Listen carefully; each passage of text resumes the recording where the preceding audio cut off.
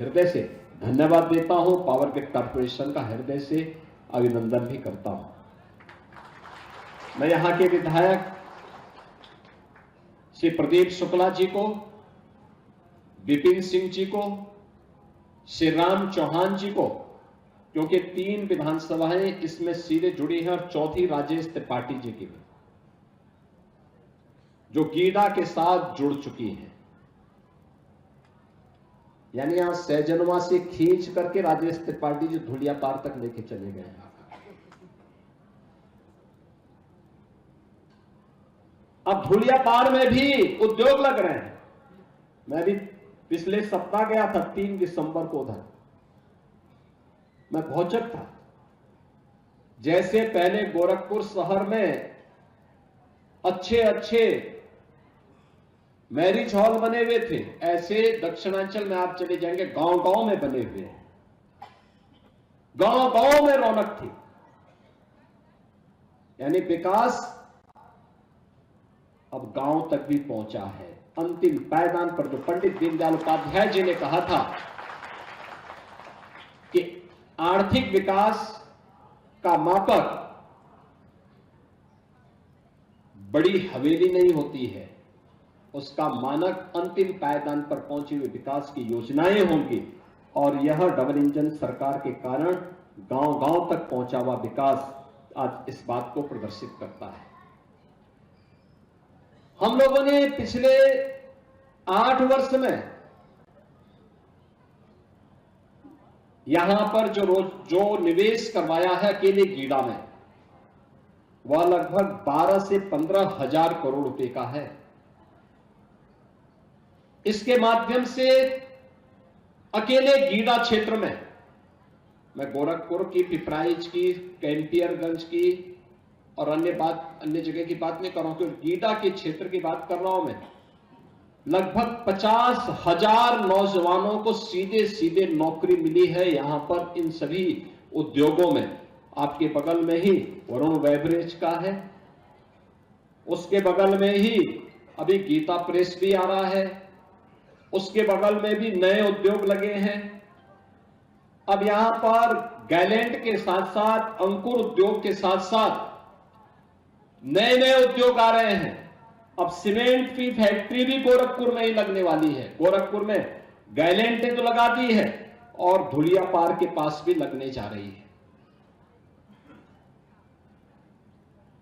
जितना भी फसल के बाद जो पराली होती थी, जिसको हम वेस्ट कहते थे, आग लगा करके लोग खेत की उर्वरता को भी कम करते थे और प्रदूषित वातावरण को भी प्रदूषित करते थे। अब पराली जलाना नहीं है, बल्कि पराली यहां पे कंप्रेस्ड बायोगैस का जो प्लांट लगा है, आप वहां पर दीजिए, उसका दाम भी मिलेगा और पर्यावरण की रक्षा भी होगी। धुलियापार में उस प्रकार का इंडियन ऑयल ने अपना एक उद्यम लगा लिया है, कंप्रेस्ड बायोगैस का। यानी आम के आम और गुठली के भी दाम। पर्यावरण भी बचेगा तो हम स्वस्थ रहेंगे, और हम स्वस्थ रहेंगे तो प्रधानमंत्री जी के विकसित भारत की संकल्पना को आगे बढ़ाने में अपना योगदान दे देंगे। आज यह सच है कि देश की सबसे बड़ी आबादी का राज्य उत्तर प्रदेश है। उत्तर प्रदेश में हमारा 55 से 60% जो जनसंख्या है, यह कामकाजी है, यानी ये युवा वर्ग है। और ये हमारा सौभाग्य है कि उत्तर प्रदेश देश के अंदर सबसे युवा राज्य भी है। स्केल है, लेकिन इस स्केल को, इस युवा को स्किल के साथ जोड़ना है, इसका स्किल डेवलपमेंट करना है। गीडा ने इसीलिए नैकेड की एक शाखा यहां पर खोली है, और नाइलेट की शाखा के माध्यम से वह यहां ट्रेनिंग दे रहे हैं। कैंपस सिलेक्शन होगा, उद्योगों में उन नौजवानों का यहां पे समायोजन होगा। यह आईटीआई भी पावर ग्रिड कॉर्पोरेशन ने बना दिया है, उत्तर प्रदेश सरकार को सौंपा है। उत्तर प्रदेश सरकार चलाएगी, यहां की उद्योग के अनुरूप उस प्रकार के ट्रेड को विकसित करके हम इसे आगे बढ़ाएंगे। आपने देखा होगा उत्तर प्रदेश के अंदर हम लोगों ने टाटा टेक्नोलॉजीज के साथ मिलकर के 150 से अधिक आईटीआई को मॉडर्न और अत्याधुनिक तकनीक के साथ जोड़ने का काम किया है।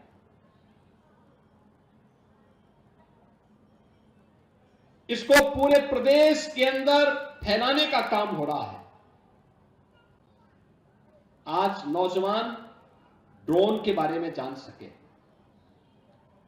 आर्टिफिशियल इंटेलिजेंस के बारे में जान सके, रोबोटिक के बारे में जान सके, 3D प्रिंटिंग के बारे में जान सके, इंटरनेट ऑफ थिंग्स के बारे में जान सके, इन सभी के बारे में जान सके। इसके लिए हम लोगों ने आईटीआई में भी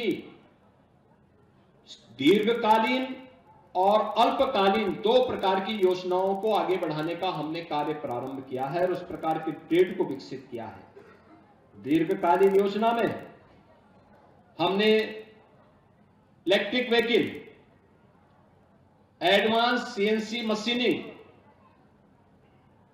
industrial internet of things, industrial robotic and digital manufacturing, 3D printing, इन सब का प्रशिक्षण हम अपने युवाओं को दे रहे हैं। और अल्पकालीन जो है उसके अंतर्गत भी electric vehicle, maintenance, water distribution system, multi skill, CNC training programmer, automotive welding machine, manual and robotic, automotive additive manufacturing में प्रशिक्षण, ये सभी हम लोग आगे बढ़ाने का काम कर रहे हैं। ये उत्तर प्रदेश के अंदर जो ये मैन पावर है, जो हमारा नौजवान है, अत्यंत प्रतिभाशाली नौजवान है, इस प्रतिभाशाली नौजवान की डिमांड देश में भी है, दुनिया में भी है। लेकिन जब वह अनस्किल होता है तो कम मानदेय पाता है, लेकिन जब वह स्किलफुल होता है तो अच्छा मानदेय पाता है।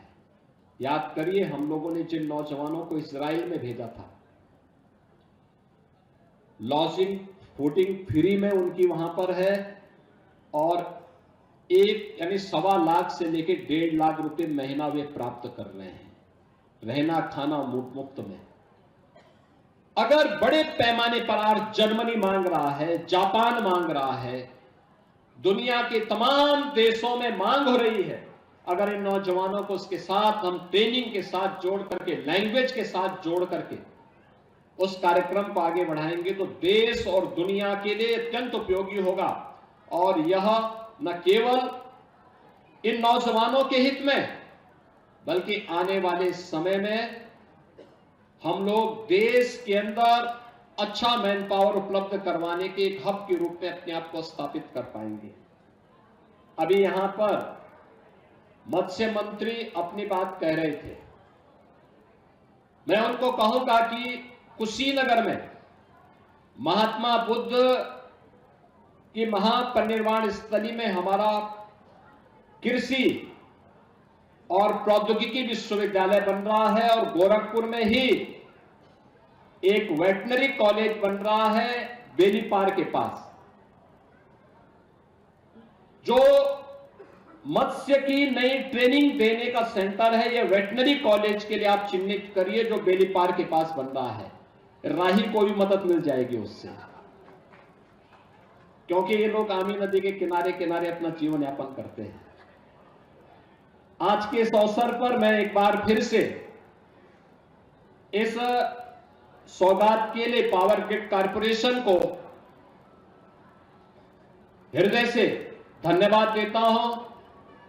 यहां के माननीय विधायक जी को, यहां की जनता जनार्दन को, यहां के नौजवानों को भी हृदय से बधाई देता हूं और विश्वास करता हूं कि आप सभी इसका लाभ लेंगे। आप सबके प्रति मेरी मंगलमय शुभकामनाएं हैं। धन्यवाद। जय हिंद।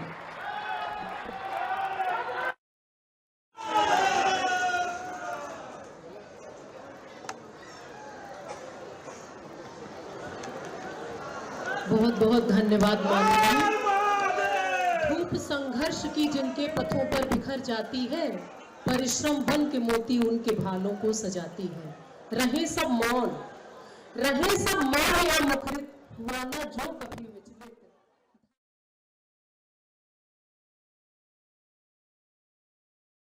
उनके ही युगों तक गुनगुनाती है। सभी को बहुत बहुत धन्यवाद।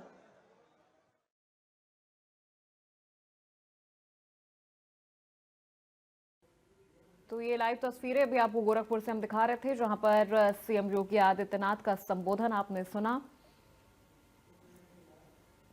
तो गोरखपुर पहुंचे हैं सीएम योगी आदित्यनाथ अपने 2 दिवसीय दौरे पर, और ये लाइव तस्वीरें भी आपको दिखा रहे थे। और उन्होंने इस संबोधन में कहा है कि देश को बांटने वाले जयचंद और मीर जाफर से बच के रहना है। साथ ही उन्होंने बिपिन रावत की याद में उन्हें श्रद्धांजलि भी अर्पित की है।